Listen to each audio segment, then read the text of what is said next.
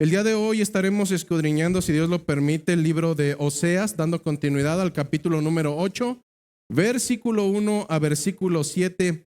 El día de hoy hemos titulado esta predicación con un nombre sumamente distinto a lo que hacemos y hemos titulado esta predicación Un Dios incapaz de responder. Así como lo escuchó usted bien, un Dios incapaz de responder.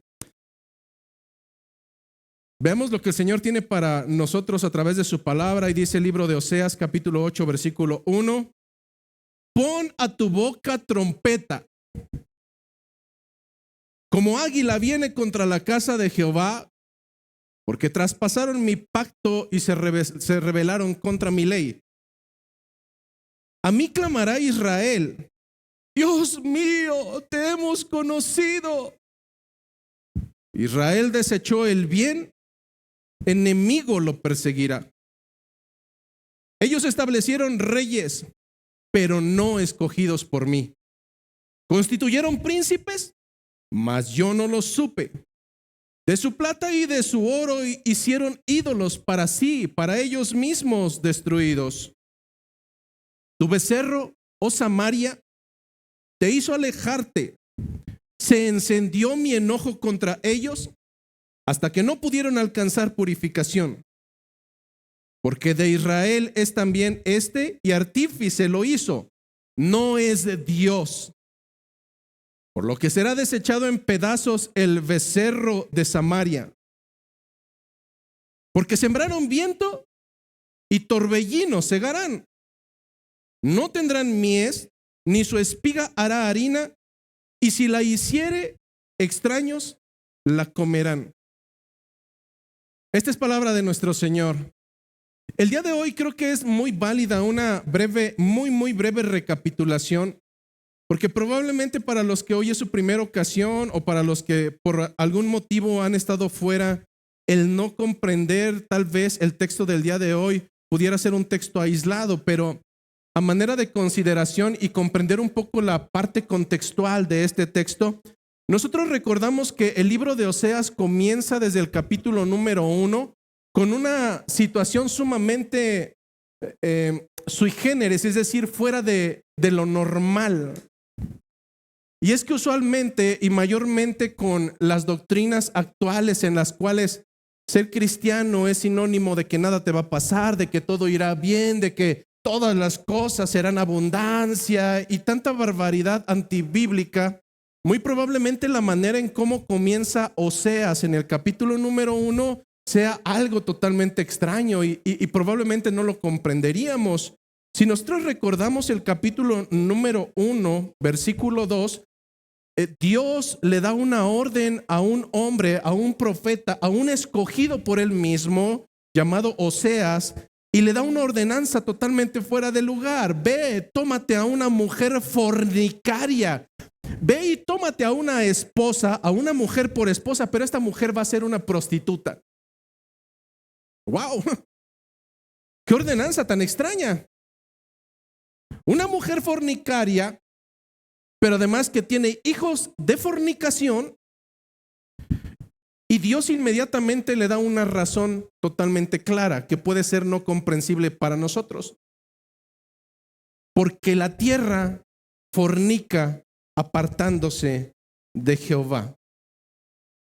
¿Cuántas ocasiones no el Señor nos ha dado palabra? ¿Cuántas ocasiones el Señor no nos dice no vayas por ese camino? ¿Cuántas ocasiones el Señor no nos da mandatos, estatutos, ordenanzas y nosotros cual animal salvaje no tomamos atención de esas ordenanzas y preferimos caminar por los rumbos que mejor nos parecen? Y en ocasiones el Señor tendrá que permitir que las consecuencias de nuestra desobediencia y de nuestra rebeldía sean una experimentación para nosotros de las consecuencias de las cuales el Señor nos hablaba. Pero usualmente el hombre, el ser humano, no aprende, no entiende, no toma consejos, sino hasta en el momento en que las consecuencias vienen a su vida personal. En muchas ocasiones Un padre creyente le dirá a su hijo: no te juntes con los mundanos, porque si no puede pasar esto. No te unas en yugo desigual, porque si no va a haber estas consecuencias. No hagas esto, no hagas aquello. Y probablemente algunas ocasiones como hijos calificaremos a nuestros papás como ancianos, como fuera de onda, con muchos calificativos. Bueno, esto no pasa solamente con los jóvenes, esto también pasa en las iglesias cristianas con los adultos. Domingo a domingo el Señor les da consejo, les da advertencia, les da enseñanza, y tal parece que como aquellos papás que fastidian y fastidian, y cuando nos dan consejo decimos: otra vez, ya me la sé, y qué fastidio. Bueno, en ocasiones en la iglesia es así. El congregante que llega a la iglesia local y domingo a domingo se le habla de pecado, de advertencias, de consecuencias, y probablemente dentro de sí también puede estar bajo esa misma perspectiva. Este no se sabe otra, todo es pecado, todo es consecuencia, todo es infierno, ay, qué aburrido. Dios llevó a Oseas a experimentar lo que el mismo Dios experimenta en la vida cotidiana al haber adquirido a una esposa imperfecta que es totalmente como una ramera, que teniendo a su marido le es más placentero deleitarse con otros revolcándose en el fango. Oseas tendría que entender el consejo de Dios para poderlo transmitir al pueblo, porque amar a quien no se lo merece sonaría muy fácil, pero no lo es. Es que de verdad, ponte a pensar por un momento cómo es que tus reuniones cristianas o no cristianas son con aquellos con los que te sientes bien, con los que tienes afinidad, con los que amas, con los que te procuran, con los que te chiquean, pero ay de aquel que es difícil de amar porque es complicado. Bueno, el Señor, al igual que Oseas, o Oseas al igual que el Señor, comenzó a comprender lo que es amar a quien no lo merece, y por cuanto hizo un pacto con ella, y por cuanto probablemente le dijo: te amaré hasta que la muerte nos separe, Oseas tendría que cumplir su palabra. Esa mujer no merecía amor, esa mujer no merecía cuidados, esa mujer no merecía respeto. Sin embargo, Oseas hizo un pacto con ella de amarla, de respetarla, y eso fue lo que hizo, tal cual como lo hace nuestro Dios, que es un Dios de pactos. Y es que en muchas ocasiones podemos pensar que esa mujer desventurada se estaba pasando de lista, sin darnos cuenta que no solamente era una ejemplificación del pueblo de Israel. Esa mujer fornicaria es un ejemplo de lo que tú y yo hacemos en nuestra vida cotidiana, faltándole al respeto a un Dios que nos ama, que hizo un pacto con nosotros, y que para nosotros es mucho más deleitoso el estar en los placeres personales. Sin embargo, a través de esta ejemplificación, Oseas nos lleva a comprender la realidad de un Dios con una esposa, con un pueblo infiel,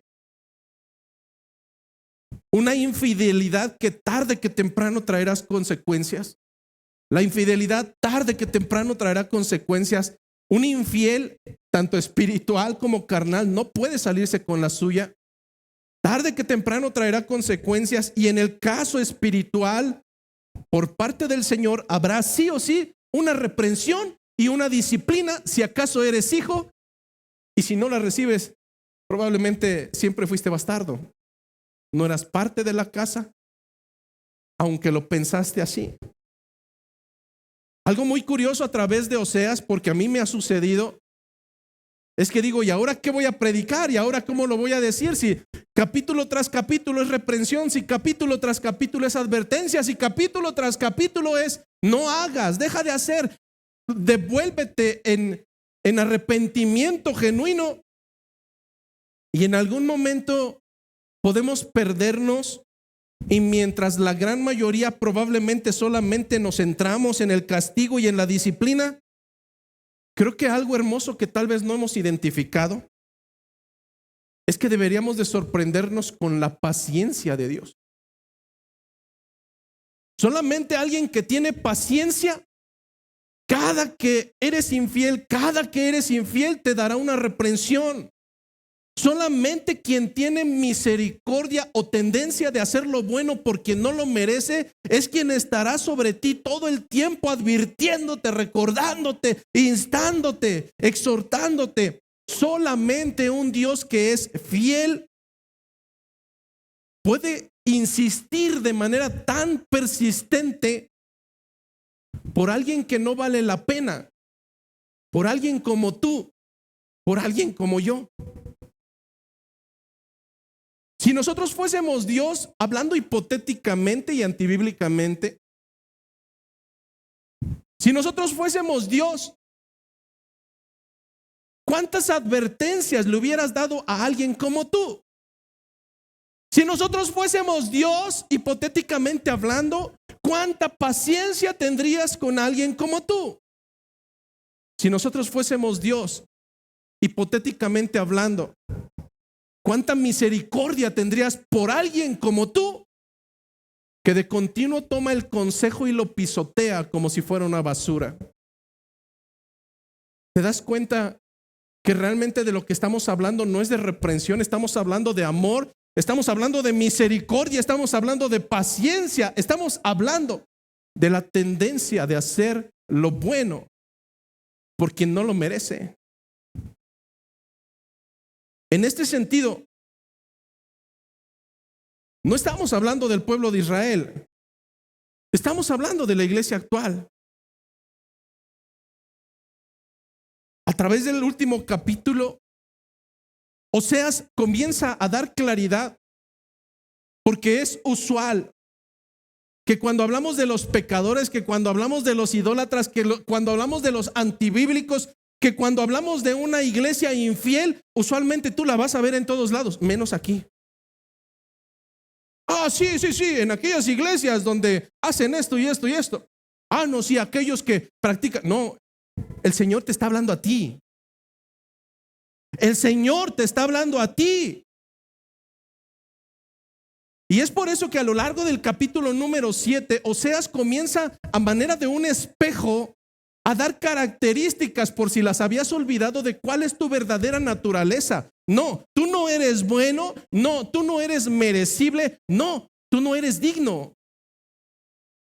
Oseas, a través de 4 ejemplificaciones, a través de 4 simulaciones para hacernos comprender, comienza a dar características de un pueblo infiel, de un pueblo necio, de un pueblo testarudo, de un pueblo que una vez y tantas veces después de tanta reprensión es el único animal que cae en el mismo hoyo, aun cuando le hayan dicho que no es por ahí. A través del capítulo número 7, Oseas comienza a dejar claridad que tu naturaleza no es linda, no, eres malvado. Tu naturaleza es tendiente a ir de continuo al mal. Y como primer ejemplo, Oseas utiliza la naturaleza infiel del ser humano como esa naturaleza semejante a un horno encendido. A lo largo del capítulo número 7, versículos 4, 6 y 7, Oseas ejemplifica que ese hombre o esa mujer o ese joven o ese niño que es tan bueno, que es tan espiritual, en verdad no lo es. Es como un horno encendido. Su pecado, su pasión, primeramente está ahí adormecida, como si nada pasase, pero de repente, un día fortuito, capítulo 7, versículo 6, ese horno comienza a ser como un fuego que arde como una llama. Violentamente, ¡fum!, el pecado sale. Y si ese pecado no es controlado, ese pecado, capítulo 7, versículo 7, terminará siendo un pecado como un horno, como ese fuego que devora todo a su paso, que consume a los príncipes, que consume a los reyes. Oseas dejaría claro que tu naturaleza y la mía, por muy buenos que querramos ser considerados, no es así. Que el hombre es como un pan que es puesto en el horno y no lo voltean. Por un lado está quemado, por otro lado está crudo. Al final es un pan inservible que no cumplirá la función para el cual fue diseñado, porque hay maldad en su corazón. Oseas dejaría claro que la naturaleza tuya y mía es como la de una paloma incauta, como una paloma ingenua, una paloma que no tiene entendimiento, que es fácil de ser engañada por cuanto su pecado nubla su pensamiento. No le deja ver en la oscuridad más allá de su propio pecado. Y finalmente, Oseas dejaría claro por inspiración divina que la naturaleza del ser humano es como la de un arco engañoso, como un arco defectuoso que jamás dará en el blanco, no importa cuánto lo intentes, por cuanto es un arco engañoso, un arma inútil y además peligrosa, un artefacto en el que no puedes confiar. Esa es la naturaleza del hombre. Cuanto más vayas avanzando en tu vida como creyente, te llevarás tantas sorpresas. Y a veces te cuestionarás porque a veces esperamos que la maldad venga de los de afuera. A veces los malos entendidos pensaremos que vendrán de los ingenuos, de los que no conocen a Dios. Pero créeme que a lo largo de tantos años en el Evangelio me he dado cuenta que de la misma manera en que en la parábola del trigo y la cizaña, el Señor salió a sembrar semilla buena. Pero cuando dormían los sembradores, vino el enemigo y lanzó semilla mala. Los que trabajaban aquella tierra dirán: Señor, ¿qué no sembraste semilla buena solamente? ¿Y por qué entonces hay cizaña? ¿Por qué entonces hay cizaña en tu campo? ¿La cortaremos? No. Déjenlas que crezcan juntas. Y cuando llegue el tiempo de la siega, entonces cortarán a la cizaña y la lanzarán al fuego y cortarán el trigo y lo pondrán en mi granero. La pregunta es: ¿por qué dejar hasta el tiempo de la siega? ¿Por qué no comenzar desde ahora que identificamos una o dos cizañas? Hermano, es sencillo. La cizaña es conocida como el falso trigo. Aún los agricultores más expertos en la agricultura la llegan a confundir.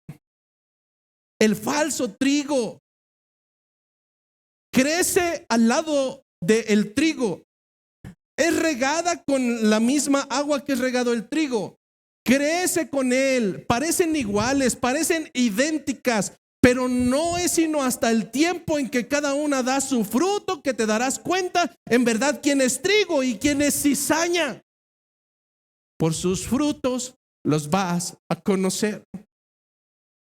Y es que en ocasiones esa naturaleza, como el horno adormecido, estará ahí por 1, 2, 3, 4, 5 años, pero cuando empieza a dar su fruto, que es tóxico, que es desagradable, que es malo para el cuerpo, te llevará sorpresas a consideración de pensar que no era trigo. ¿Acaso no nos reuníamos juntos? ¿Acaso no levantábamos nuestras manos al mismo tiempo? Se veía tan trigo, se veía tan espiritual, se veía tan santo, y resulta que su verdadera naturaleza, su verdadero fruto, simplemente dio cuenta de que aún pensando él mismo o ella misma que era trigo, jamás lo fue. Por sus frutos les empezamos a conocer. Cuando la verdadera naturaleza del hombre pecaminosa sale a flote, yo te diría: no te asombres. El resto de tu vida creyente convivirás con personas las cuales asegurabas que eran tus hermanos, que realmente eran parte del cuerpo. Mas con el tiempo sus frutos darán cuenta que jamás lo fueron. Estuvimos presentes en su bautismo. Estuvimos cuando le hicieron miembro de la iglesia formal. Bueno,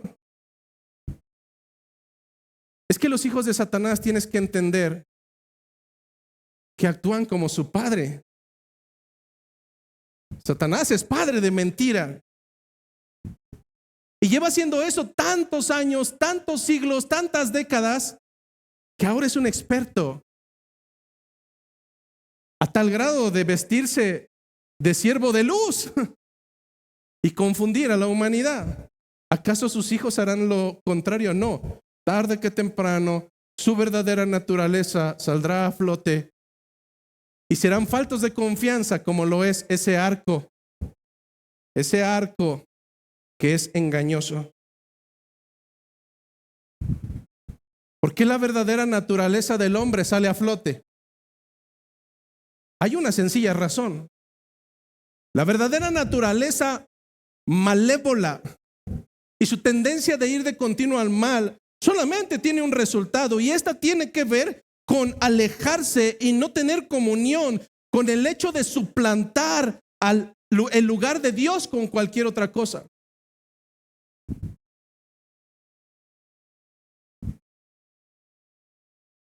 Un Dios que no es capaz de responder. Si te diste cuenta, está escrito con D minúscula. No estoy hablando del Dios Todopoderoso.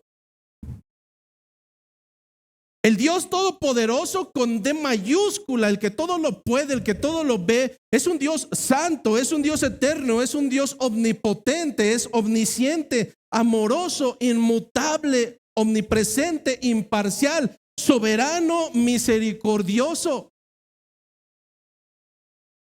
Y teniendo todos estos atributos, teniendo al esposo perfecto, nosotros somos como rameras, como la esposa de Oseas.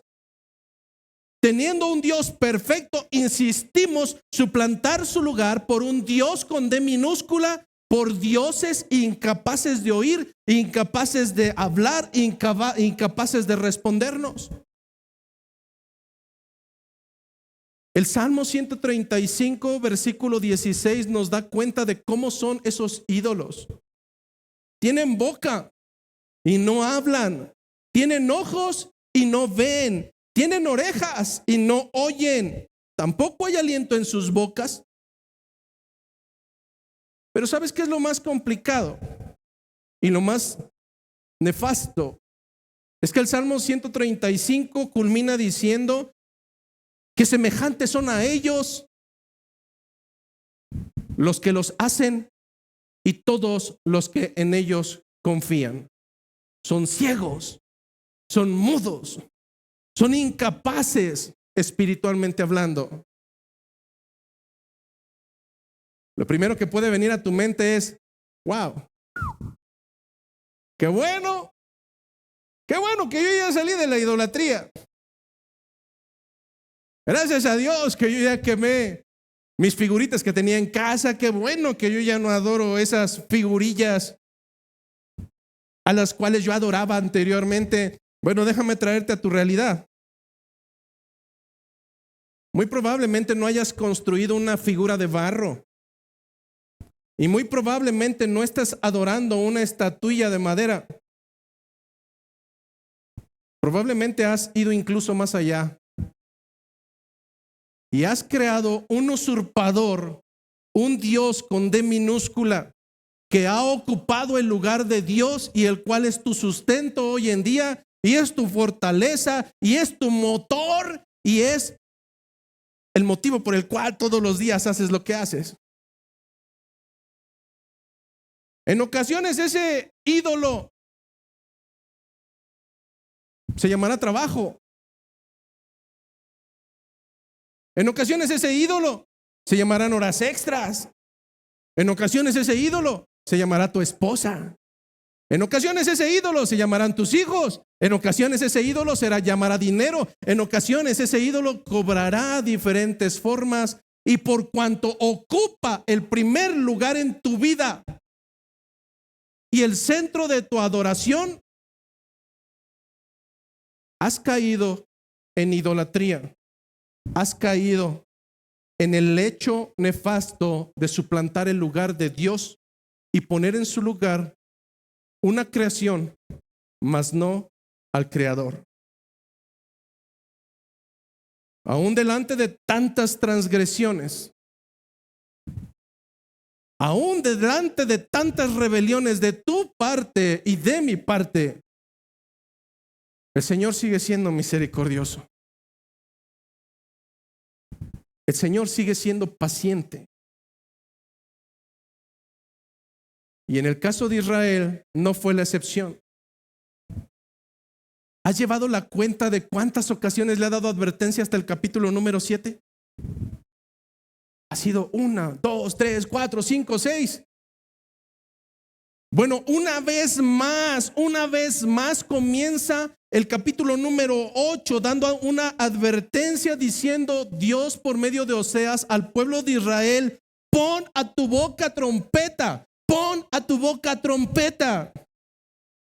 Contextualmente, en el tiempo de Oseas, en el tiempo de Jesucristo, en el Antiguo Testamento, la trompeta o la shofar, que eran dos instrumentos totalmente diferentes, aunque similares, solamente se tocaban en dos ocasiones.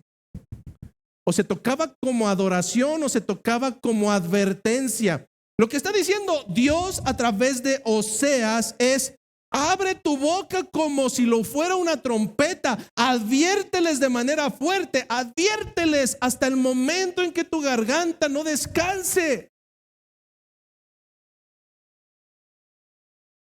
Solamente alguien que te ama te advierte, solamente alguien que te ama te advierte.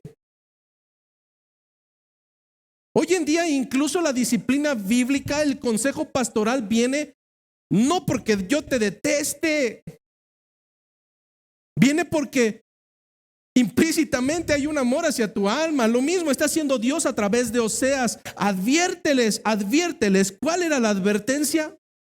Venía un peligro inminente hacia ellos a causa de su desobediencia. Venía un peligro inminente, sí o sí iba a llegar. Versículo 1, segunda parte. ¿Cuál era esa advertencia? Como águila viene contra la casa de Jehová. Como águila viene. ¿Cómo viene un águila? Un águila es un cazador. Un águila no va a llegar a hacerte caricias con las plumas, no. Un águila viene a destrozarte si eres su presa. Te va a hacer añicos, te va a causar dolor. Lo que está diciendo el Señor a través de Oseas es: abre tu boca y adviérteles, porque viene como un águila sobre la casa de Jehová. El águila es un símbolo de un agresor. Viene sobre la casa de Jehová. No está diciendo que viene sobre 4 paredes, estaba hablando que venía sobre el pueblo de Israel. ¿Quién sería ese agresor?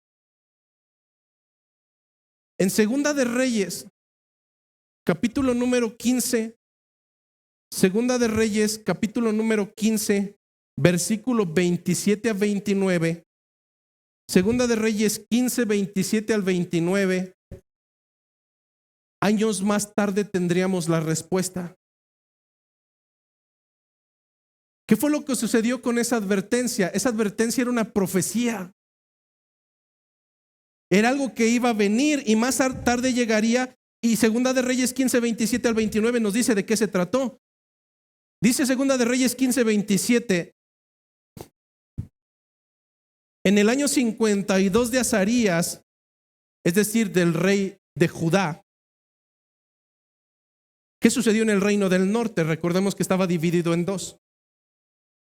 En el año 52 de Azarías, rey de Judá, es decir, reino del sur, reinó Peca, hijo de Remalías, sobre el Israel en Samaria, es decir, sobre el reino del norte. Y reinó 20 años. Versículo 28. ¿Fue un buen rey? No. E hizo lo malo ante los ojos de Jehová. No se apartó de los pecados de Jeroboam, hijo de Nabat, el que hizo pecar a Israel. No se alejó de ese pecado, hizo lo mismo. Versículo 29. En los días de Peca, rey de Israel, vino Tiglat-Pileser, rey de los asirios, y tomó a Ejón Abel, Bet-Maaca, Janoa, Sedes, Azor, Galaad, Galilea y toda la tierra de Neftalí. ¿Qué hizo ese rey de Asiria? Como lo hace un águila, vino y tomó a la presa de todas estas naciones, de un pueblo necio, pecaminoso, que no entendió en su tiempo, y los llevó cautivos a Asiria. Hay una pregunta obvia. ¿Por qué el Señor permitió? Es más, ¿por qué el Señor les profetizó que esto vendría sí o sí? La razón es muy clara. En el mismo versículo 1 del capítulo que estamos leyendo en Oseas 8, se nos dice que hubo dos razones por las cuales vino esta consecuencia. Razón número 1, porque traspasaron mi pacto. Y razón número 2, porque se rebelaron contra mi ley. Cuando yo leía el segmento de Segunda de Reyes, el Señor permitió que por inspiración divina escribieran esto y puso nombres y describió qué fue lo que hicieron y describió cuál fue la consecuencia. Te puedo asegurar que lo mismo está haciendo el Señor contigo.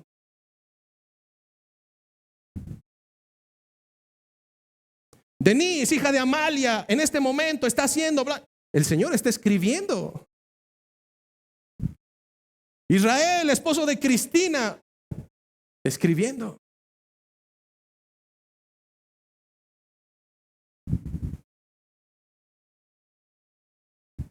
El Señor no es un tonto del cual te puedas burlar. Si el Señor enjuició reyes, ¿qué no hará contigo? Porque traspasaron su pacto y fueron rebeldes contra su ley.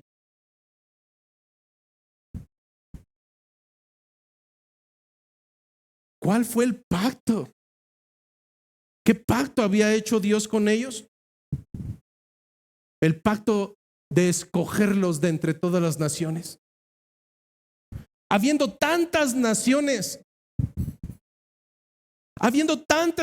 en el mundo, al Señor le plació escoger a la más insignificante, a la que no merecía ser pueblo de Dios.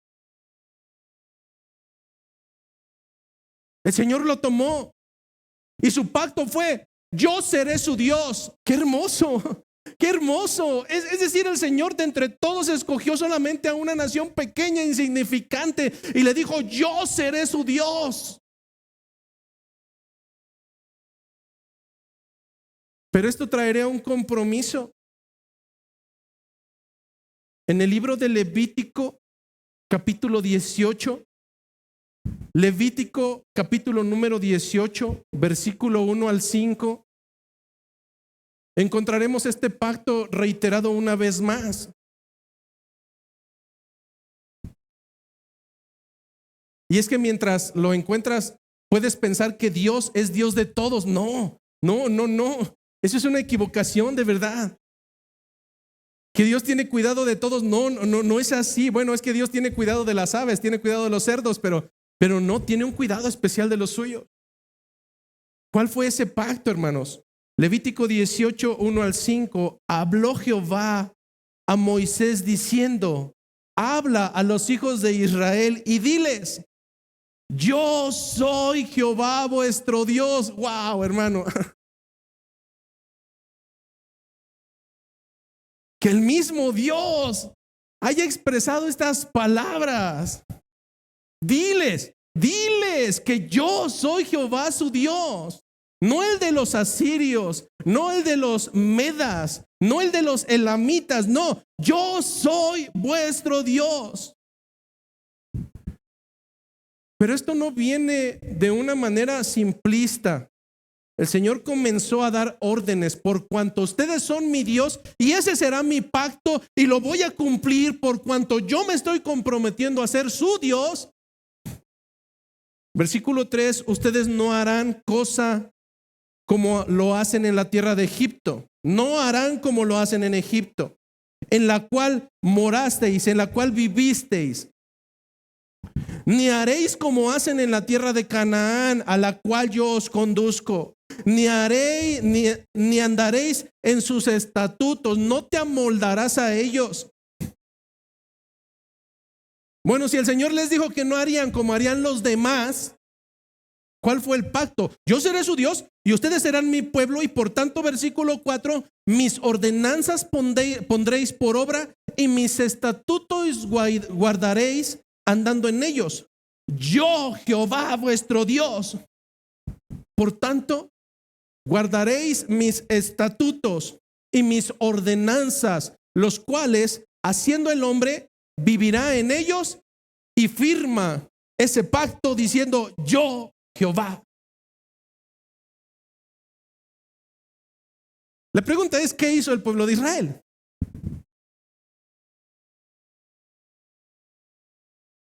Algunos pensaremos que el Señor empezó a reglamentar para fastidiarlos. No, el Señor comenzó a reglamentar porque eran necios. Y entonces tuvo que ser tan claro en reglamentar todo. La ley de Jehová no son 10 mandamientos, la ley de Jehová son 613 estatutos. 613 estatutos que decían al pueblo cómo comportarse. Y si sucede esto, tienes que hacer esto, y tienes que, como niños. Por una sencilla razón: porque su naturaleza era rebelde, porque su naturaleza era necia.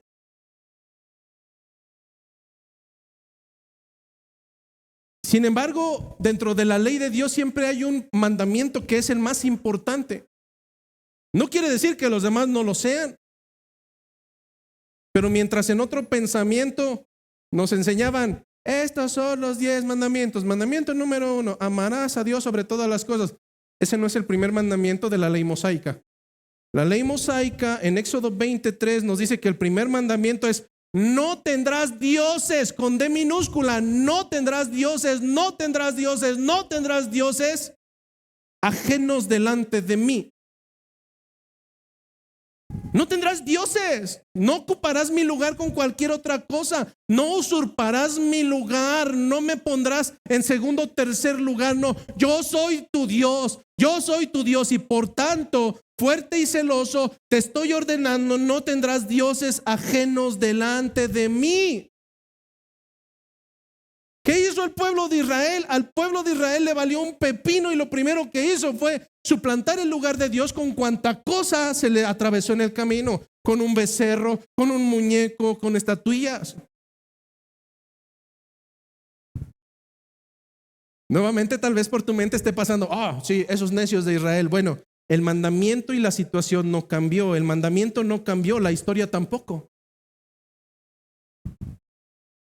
En el Nuevo Testamento, aún siendo un nuevo pacto, vemos que el primer mandamiento y el más importante sigue siendo el mismo, bajo una vertiente y un léxico diferente. Pero cuando en Mateo 22, versículo 36 al 38, en Mateo 22, cuando aquellos hombres eruditos y religiosos se acercan a Jesucristo y le empiezan a cuestionar, uno de ellos se envalentona y le dice: Maestro, ¿cuál es el gran mandamiento de la ley? Jesucristo le dijo: amarás al Señor tu Dios con todo, no en parcialidades. Dios no es limosnero. No, amarás al Señor tu Dios con todo tu corazón. Y si no quedaba claro,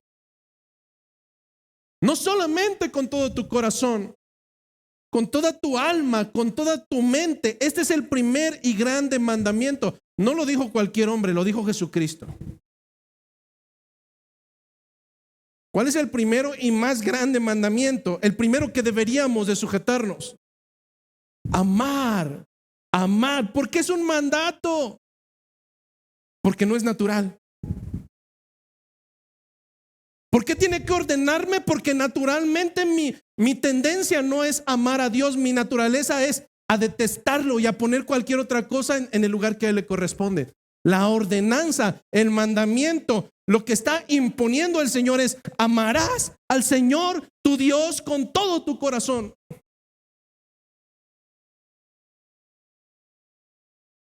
Porque Él sabe tu naturaleza, porque Él sabe mi naturaleza, porque sabe que si bien no hacemos becerros para adorarlos, hemos creado otras cosas que le quitan el lugar a Él. No me digas lo contrario. Porque en ocasiones lo más peligroso es que probablemente tú seas tu propio ídolo. Tú eres el que está en el primer lugar. ¿No me lo crees? Las Escrituras dicen: porque es necesario que a través de muchas tribulaciones pasemos para poder entrar en el reino de los cielos. ¿No me crees que eres tu propio Dios? Las Escrituras dicen que sería necesario que a través de muchas tribulaciones pasáramos para poder entrar en el reino de los cielos. ¿No me crees que eres tu propio Dios? Ay de ti cuando alguien no te salude.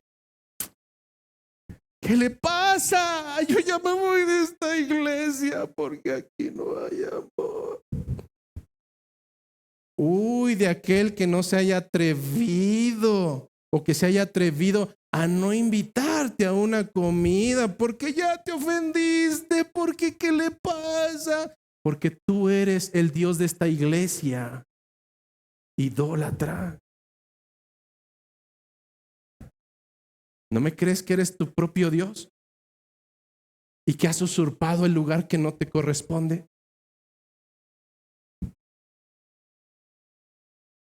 La misma historia que sucedió con el pueblo de Israel se sigue repitiendo una y otra vez cuando es el mandamiento más importante: no amarte a ti mismo. Tú mismo no importas nada, todo debe de ser para ti basura, el centro debe de ser Cristo, pero no es así. El mandamiento fue: amarás al Señor, amarás al Señor, amarás al Señor con todo tu corazón. Las evidencias dicen que no es así. Es el mandamiento más importante y es el mandamiento más ultrajado. Siendo el más importante, es el más violentado. Porque antes de Dios están tus hijos. Antes de Dios está tu esposa. Antes de Dios estás tú mismo. Antes de Dios está tu economía. Antes de Dios está cualquier otra cosa. Ellos hicieron becerros. ¿Con quién has suplantado tú a Dios?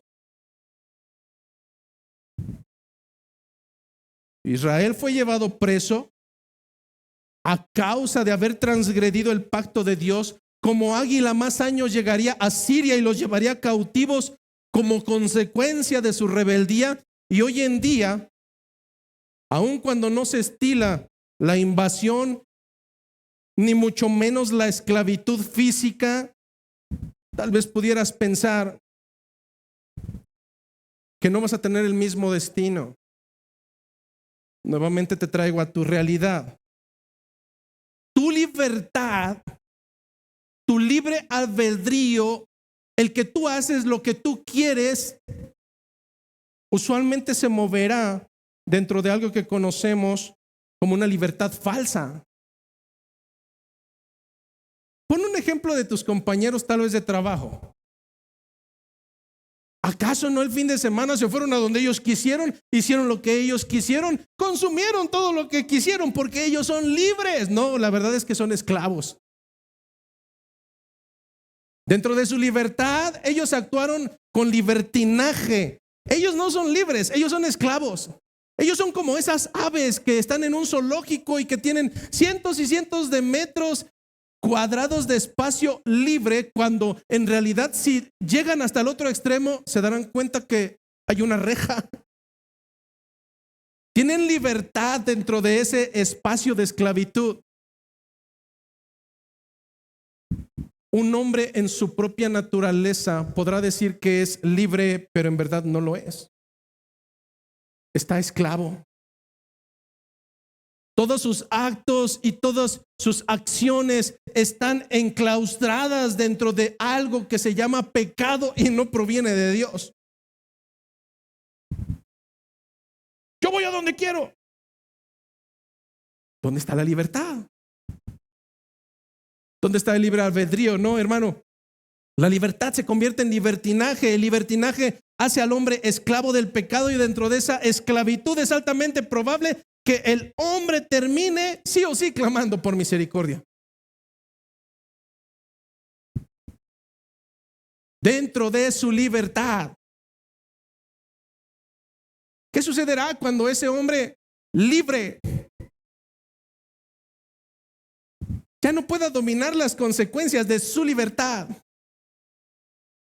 Y aquello que él sentía que dominaba, ahora lo deja domingo tras domingo, o sábado tras sábado, o viernes tras viernes, dando vergüenza, tirado en la calle, orinado porque ya no puede controlar su propio esfínter. Wow, eso es libertad. ¿Qué pasará con aquel hombre que en su libertad es capaz de ir a las redes sociales y ya no poder parar porque lo único que ve es pornografía? Wow, dentro de su libertad es un esclavo. ¿Qué pasará con aquella mujer que se le hace tan sencillo ir de casa en casa, hablar de los que no están presentes dentro de su propia libertad, decir que ella hace lo que cree que es conveniente? Llegará un momento en que su propia lengua sea la causante de su propia esclavitud. ¿Qué pasa con aquellos que piensan que burlando al Señor pueden estar en medio del pueblo como si fuera una burla? Tarde que temprano, en su propia esclavitud, tendrán las consecuencias tal cual como las tiene un reo, tal cual como las tuvo el propio Israel. Pero lo que está diciendo la palabra, versículo 2, a mí clamará Israel. Y lo más curioso es que empezarían a clamar diciendo, te hemos conocido. ¿Acaso no es lo mismo que hacen los gentiles, que en su libertad viven realmente presos, y cuando ya las cosas están hasta el tope y cuando el pecado ya no pueden con él? ¿Acaso no dicen, bueno, tú que eres cristiano, ora por mí? Empiezan a clamar a Dios. ¿Nunca has visto esos videos de terremotos? Donde están gente cualquiera y empiezan, ¡ay! Empezó a temblar, ¡tit! Y empiezan, ¡tit! ¡tit! Y censuran las palabras porque están emitiendo palabras altisonantes. ¿Qué sucede al final? En medio terremoto, dan vergüenza, se arrodillan, Dios mío, ayúdame. Dan vergüenza. Lo mismo hace un pecador necio cuando comienza a tener las consecuencias de su pecado, de su transgresión, de su necedad, de su rebeldía, tal como lo hizo el pueblo de Israel. Comenzaron a clamar, Dios mío, te hemos conocido. Que los israelitas dijeran haberle conocido, eso era hipocresía. Servían a otros dioses, se arrodillaban ante los becerros hechos con manos de hombre. Ellos clamaban por misericordia, pero ellos no querían pagar el precio de tener sujeción hacia un Dios. Nosotros vimos que el pacto era, yo seré su Dios, yo seré su Dios, pero ustedes caminarán en mis estatutos. La pregunta es, ¿cuántos de los que estamos hoy aquí estamos en la misma situación? Queremos un Dios que sea misericordioso, que sea bueno, que sea cuidadoso con nosotros. Pero cuando el Señor me dice que tiene que haber un compromiso, que yo tengo que amarle con todo mi corazón, no con las desperdicias, no con las obras de mi corazón, me dice que tengo que amarle con todo mi corazón, las cosas ya no me gustan. Esa parte ya no me agrada. Al igual que Israel, a menudo nosotros también vamos a clamar a Dios para que alivie nuestro dolor, que será la consecuencia de nuestras transgresiones. ¿Acaso no sucede así con aquel que ingiere durante toda su vida, llega la cirrosis y, ¡ay, Señor!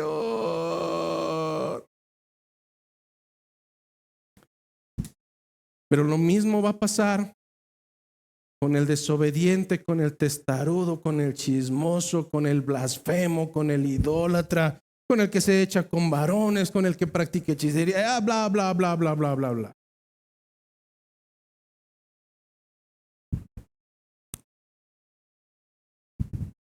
Estos hombres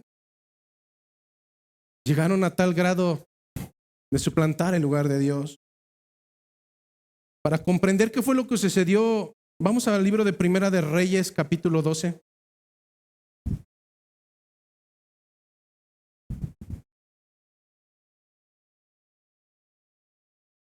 Primera de Reyes, capítulo número 12, versículo 25 al 33.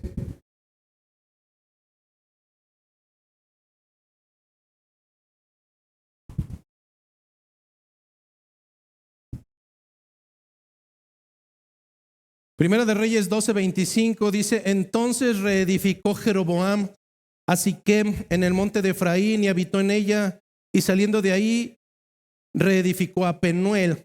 Para los que no han estado en toda la sesión del libro, Jeroboam fue el rey del norte.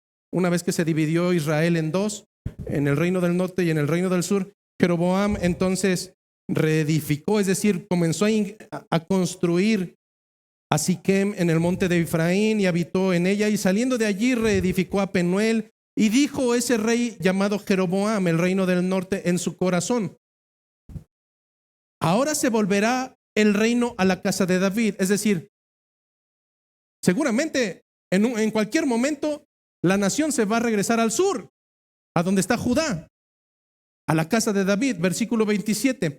Si este pueblo subiere a ofrecer sacrificios en la casa de Jehová en Jerusalén, porque el corazón de este pueblo se volverá a su señor Roboam, rey de Judá, y me matará a mí, y se volverán a Roboam, rey de Judá. Versículo 28. Y habiendo tenido consejo, hizo el rey 2 becerros de oro y dijo al pueblo: bastante habéis subido a Jerusalén. He aquí tus dioses, oh Israel, los cuales te hicieron subir de la tierra de Egipto. Es decir, no fue Jehová, fueron estos becerros los que te sacaron de la esclavitud. Y puso uno en Betel y el otro en Dan. Y esto fue causa de pecado, porque el pueblo iba a adorar delante de uno hasta Dan. Hizo también casa sobre los lugares altos e hizo sacerdotes entre el pueblo, que no eran de los hijos de Leví. Traducción: no eran los que Dios había elegido. Entonces instituyó Jeroboam fiesta solemne en el mes octavo, a los 15 días del mes, conforme a la fiesta solemne que se celebra en Judá, y sacrificó sobre un altar. Así hizo en Betel, ofreciendo sacrificio a los becerros que había hecho, y ordenó también en Betel sacerdotes para los lugares altos que él había fabricado. Versículo 33. Sacrificó pues sobre el altar que él había hecho en Betel a los 15 días del mes octavo, el mes que él había inventado de su propio corazón, e hizo fiesta a los hijos de Israel y subió al altar para quemar incienso. Este rey Jeroboam, con tal de seguir teniendo el reino usurpado, fue capaz de sustituir a Dios por 2 becerros. Probablemente tú estás haciendo lo mismo. Este rey comenzó a instituir sacerdotes que Dios jamás había permitido. Por supuesto, comenzó a levantar cosas que el Señor jamás hizo, e incluso llegó al grado de que la fiesta solemne para la nación de Israel, él se inventó la suya propia para decir: no fue Dios, fueron estos becerros los que te libraron de la esclavitud.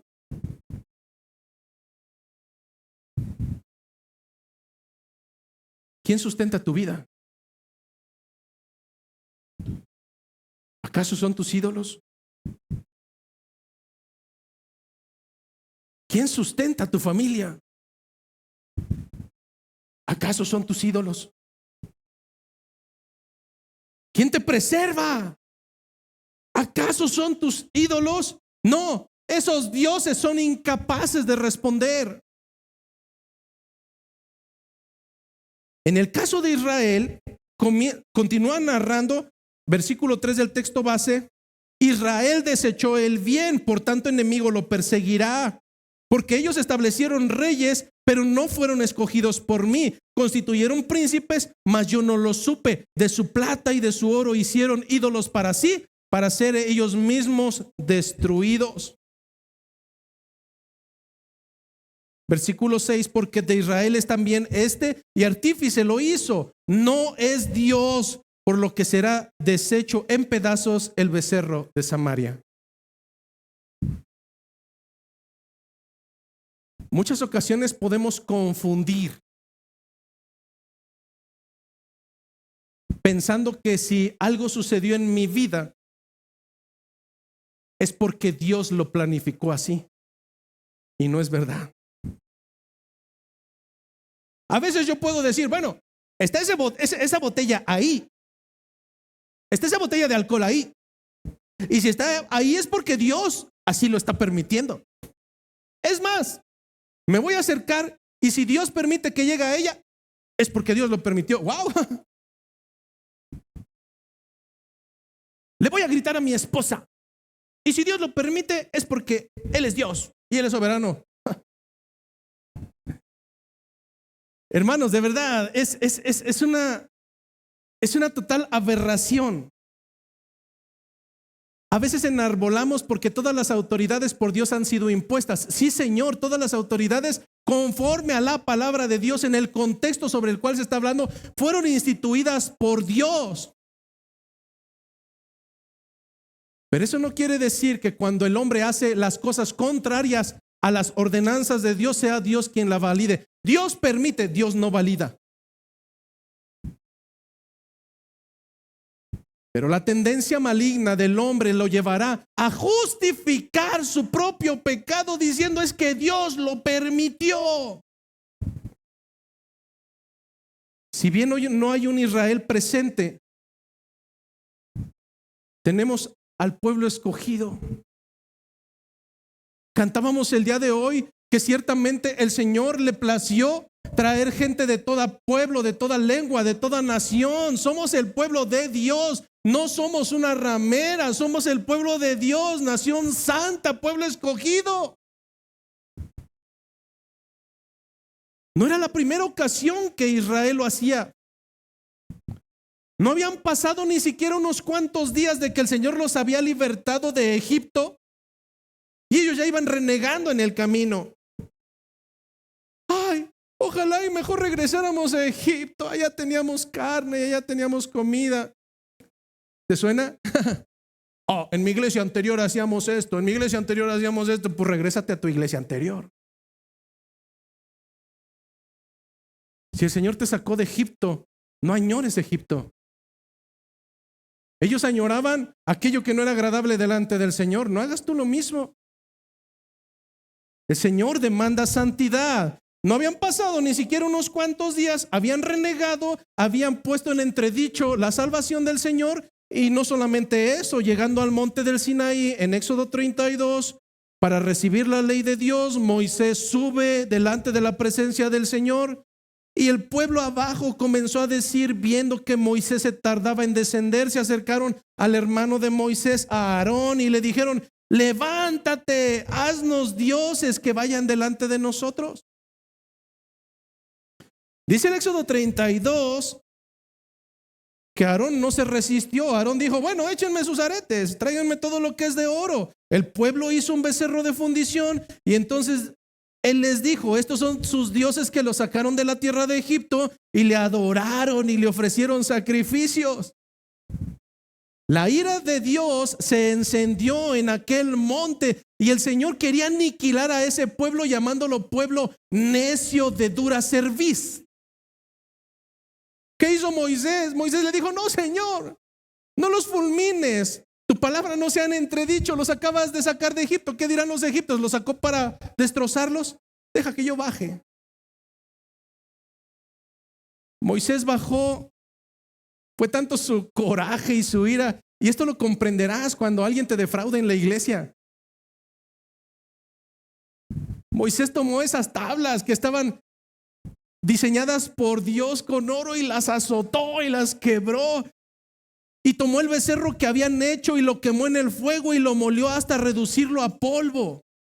No era la primera ocasión en que el pueblo tenía esa tendencia a ocupar el lugar de Dios con cualquier otra cosa. Del mismo modo, Dios destruirá cada una de las cosas con las que has suplantado su lugar. Tarde que temprano,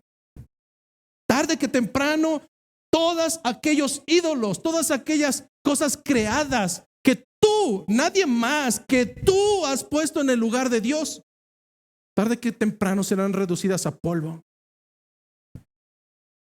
Y al igual que tu Dios, con D minúscula, el que no oye, el que no ve, el que no responde, de la misma manera serás reducido tú. Culmina diciendo el capítulo 8, versículo 7, porque sembraron viento, cosecharán torbellino.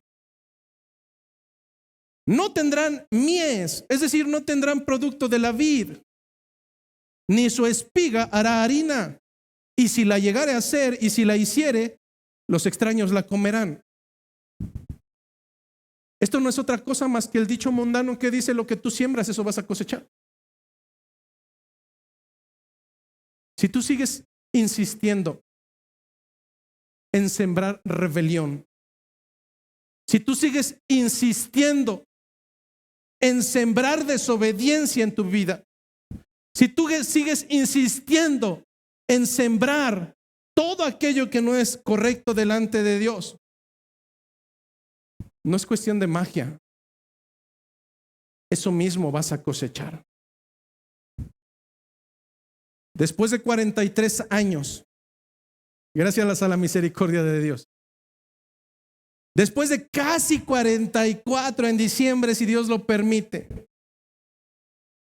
he pasado por los sembradíos de maíz y ni un solo maíz da manzanas. Después de casi 44 años en esta tierra, puedo pasar cerca de un árbol de mangos y ni uno de ellos da papayas. Después de casi 44 años, no he visto a un rebelde ni a un transgresor que tenga un final el cual sea conforme a un hijo de Dios, si no es que procede al arrepentimiento genuino. Porque el que siembra viento va a cosechar torbellinos. Por tanto, quiero culminar en esta mañana haciendo nuevamente la misma pregunta. ¿Quién ocupa el primer lugar en tu corazón? Si pudiera ser más claro, ¿con quién has suplantado el lugar que le pertenece a Dios? Probablemente, al igual que Israel, estás sembrando en el viento y al igual que ellos, segarás torbellinos. Por tanto, no importa si eres congregante continuo, no importa si eres creyente, no importa si hoy es el primer día que vienes a este lugar, no importa si es la primera vez que escuchas acerca de estos conceptos de misericordia y de salvación que implican arrepentimiento. Si hasta el día de hoy, después de esta predicación, te estás dando cuenta que estás sembrando aquello que es inútil y que va a traer consecuencias no propias para tu vida, hoy es un muy buen día para reconocer nuestras transgresiones y rebeldías delante de los estatutos de Dios. Hoy es un buen día para reconocer que no hemos estado haciendo las cosas conforme a los pedimentos y los mandatos del Señor. El mandamiento más importante es: amarás al Señor tu Dios con todo tu corazón, con toda tu alma y con toda tu mente. Tal como lo cantábamos el día de hoy, hermanos, hay uno solo que es digno. Hay uno solo que es el que da salvación: Jesucristo nuestro Señor. Hoy es un buen día para que clames por misericordia. Hoy es un buen día para que con todo tu corazón le pidas que perdone tus faltas. Si algo encontramos en las Escrituras, es que a diferencia de nosotros, Él jamás rechazará a un corazón totalmente arrepentido, a un corazón totalmente humillado. Hoy es un muy buen día para que te reconcilies con tu Señor para salvación. Que la gracia, que la paz, que la misericordia de nuestro Señor esté con cada uno de nosotros.